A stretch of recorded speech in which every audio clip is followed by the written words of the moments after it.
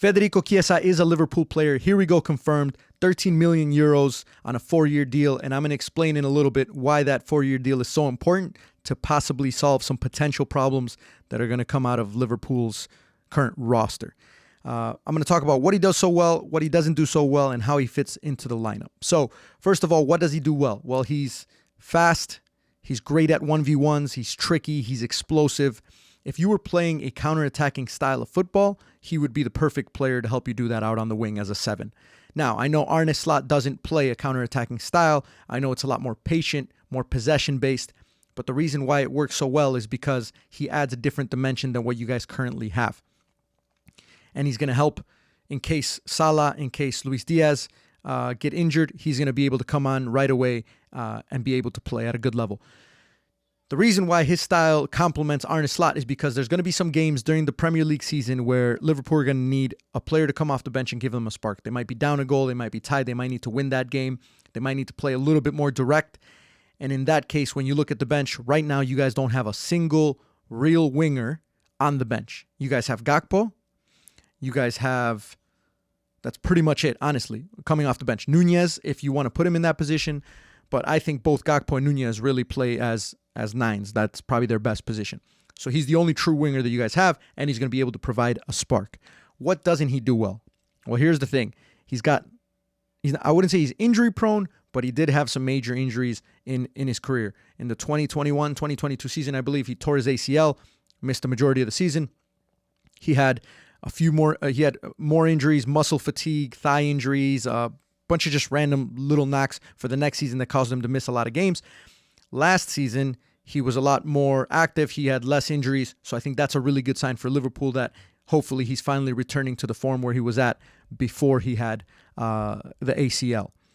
However, I do still think that he's an inconsistent player. He's one of those wingers that one game he'll be very good. The next game he might not show up, and there's not enough end product with him. He's not a guy that's going to be able to dribble past players and score goals. Similar to like Salah or Luis Diaz, I think he's going to be one that's going to help get you out of tricky situations. Like I said, help start the counterattack, and then eventually get the ball high enough up the field for you guys to score goals. But his stats aren't great when it comes to his goals and his assists. They're not terrible, but I don't think he has enough end product to really be a game changer for Liverpool, at least not to start. Which is why I think him coming off the bench is such a good idea. So let's pull up Liverpool's starting 11 from their last match in the Premier League. As I said, he's probably going to be fitting into Salah's position as a replacement or Luis Diaz. And I know Szoboszlai now is being played in the midfield. He's played wing at times, but I think Szoboszlai as a 10, as an attacking midfielder, I think is probably going to be his best position. And Jota, I mean, he's been playing fantastically. When Jota's not at his best, they're going to slide Darwin Nunez in there. So the reason why I think the 4-year contract is so important for Federico Chiesa and for Liverpool is the fact that Mo Salah is on the last year of his contract. There hasn't been any concrete talks about what's going to happen. He hasn't made it clear that he wants to stay or that Liverpool want to keep him. I think if they're going to cash out big money for Salah and get some money into the bank, they're going to have to sell him pretty soon. Because obviously his contract expires. And you don't want to risk some team coming in, getting him for free, and then Salah goes somewhere else. So that's one where you guys have to be a little bit careful. Luis Diaz as well has been linked to Barcelona. He's often said that Barcelona is the place where he wants to go. And that situation has been quiet, but could you guys imagine losing Salah and Luis Diaz in a small time frame? Like that would crush the rebuild that's going on right now at Liverpool under Arne Slot. And that's why Federico Chiesa being here until 2028 solves that problem potentially, or at least it minimizes the damage from that problem.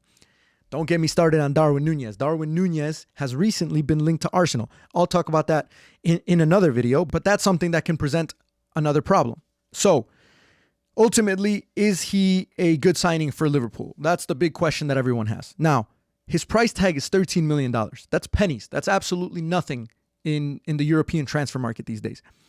Chelsea are signing a goalkeeper for $20 million. That's going to be their 6th or their 7th goalkeeper on their roster.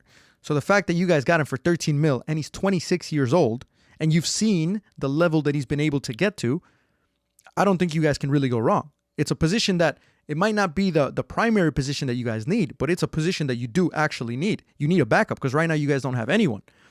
Now, I think there was a little bit of pressure on the board and the owners to sign someone after the Zubimendi deal collapsed, but I don't think this is a panic buy by any means.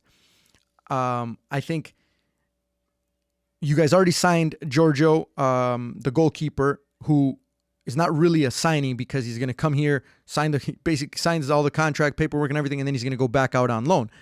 So he's not really adding to your roster right now. Besides that, you guys haven't signed anybody else. So will this calm down the fans a little bit? I think so.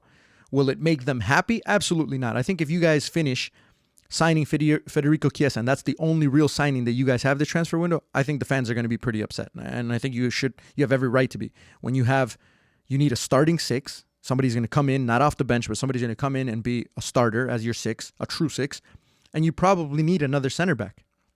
So those are the two positions that I think the fans are unhappy, the fact that you haven't found anyone there. And the criticism is now you're getting a winger. However, if you look at the actual roster, you do need a winger. He's just not going to be a starter. So you can't go wrong in that aspect when it comes to the financial aspect of it, right? So $13 million, absolutely nothing. Here's what Liverpool fans don't want to happen, and I'm going to explain this from an outside perspective. Looking at Liverpool, you guys have the worst injury problems possible. I mean, it was only a couple seasons ago that you guys were playing with half of your players were the academy boys. I don't know if it's the medical team. I don't know if it's the training. I don't know what it is. But typically, you can guarantee that a lot of Liverpool players are going to be hurt throughout the season. What you don't want to happen is this to be like Arthur Melo. When Arthur Melo came in, they got him in because you guys had so many injuries that you needed somebody in the middle. He came in and he ended up playing 13 minutes for Liverpool. Not even in the Premier League. 13 minutes for Liverpool. I think it was a Champions League game or whatever. And then he went back into the injury list. He got injured, and that was the last time he played for Liverpool. So imagine another situation like that where Federico Chiesa comes in. He does have an injury history, all right?